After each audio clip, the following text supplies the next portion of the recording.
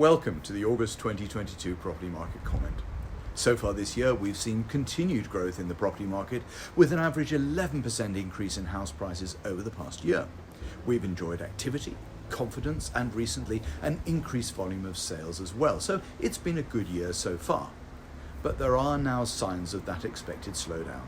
Nothing dramatic, but it's interesting to note that the nationwide reported house price growth of just 0.1% last month, and we've just heard that the Halifax has reported its first month of negative growth at minus 0.1%. Tiny figures though, but in some ways this has been inevitable following the surprising price hikes we've experienced recently. We rode out that Brexit uncertainty and we rode out a global pandemic. But now we have the huge increases in the cost of living prompted by fuel price hikes due to the Russian situation. And we find ourselves facing annual inflation at well over 10%. No wonder the Bank of England increased the base rate by half a base point to 1.75%. And don't forget, this is still very low when compared to the average of 7.2% over the past 40 years. Sadly, this will impact first-time buyers the greatest. Their payments could be up to 20% more than they would have been at the beginning of this year. They're also hit hardest by cost of living inflation, and it looks likely that many of them will be forced to continue renting rather than buy.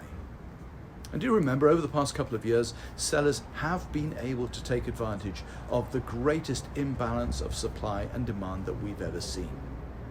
Now that's now going to level off, and I suspect we're entering a time of a more normalised property market. And this means don't try to get lucky with your asking price. Look carefully at what's available around you, particularly at those competing properties that may be lingering on the market. What is that telling you? And make sure that yours competes favourably. You'll then be in a strong position yourself to take advantage of what we expect will be a little bit more choice as we move towards the end of the year. Oh, one more thing. Don't let those news headlines freak you out. Let the journalists do their job of sensationalizing the situation, and let us do ours of helping people move.